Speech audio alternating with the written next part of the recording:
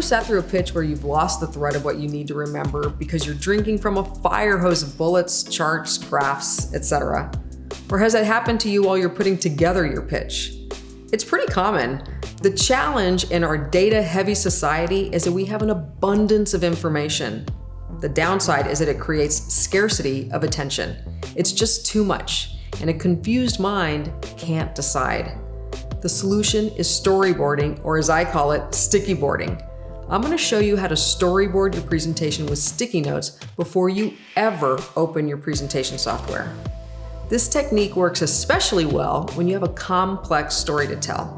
In the last video, I shared with you how your job is really to get your audience across the threshold by thinking of your pitch deck as a simulator.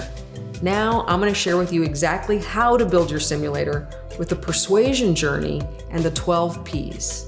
In order to get your hero across the threshold, you need to lead them on a little mental journey with your pitch. Well, we start with the person. That's your hero. And then we go to the prize. That's what they're actually trying to get.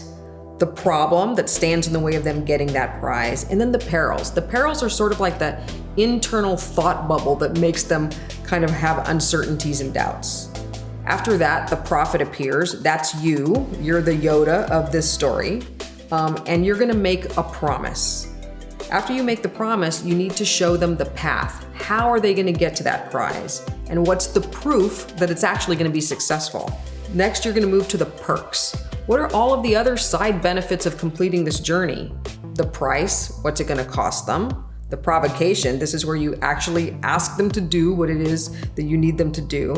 And then finally, the protections. What are some things that you can do to basically give them some guarantees or provide some risk reversals? Here's how you do it. Start by grabbing a stack of plain sticky notes and put each of the 12 Ps across a whiteboard or a wall. Then underneath each one, I want you to write a short but full sentence that captures all of your ideas. You can use more than one if you need to. Let's use a simple example of this flare pen. Here's what you might want to say. Our hero in this case is going to be a paper note taker that likes to scan their notes into a digital notebook. The prize, what they want, is a heavy black line that will show up well in their scans.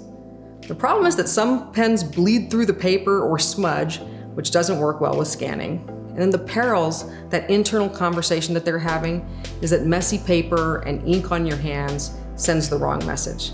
The prophet is you. You're the Yoda of writing instruments. The promise is that the humble flare pen is perfect for writing everyday notes that need to be scanned. In this case, it's how the flare pens work. The flare pens lay down a smooth, bold line without bleeding through your paper. They last a long time. They show up beautifully in scans. They come in lots of great colors, and they dry fast, so there's no smudging on your hands. The proof is that flare pens have been around since 1976, and some famous people have sung their praises. Steve Wozniak, that other Steve of Apple, believed that a flare pen in someone's pocket indicated they were an engineer. And Ariana Huffington says it's her favorite pen because she doesn't have to worry about losing them. The perks. You can buy a dozen of them and you'll never cry if you lose one. The price, they're less than $1 a pen. The provocation, they're available everywhere. Get a box today. And the protections, they come with complete customer satisfaction, guaranteed. Now it's your turn. Grab your pack of sticky notes and capture all of your ideas from the 12 Ps of the persuasion journey. Don't hold back. Use as many stickies as you need. Pay special attention to capturing as many problems and perils as possible. I like to think of this as setting up the bowling pins I'll knock down later. Then when you get to your path, proof, and perks, make sure you've addressed all those doubts and what ifs.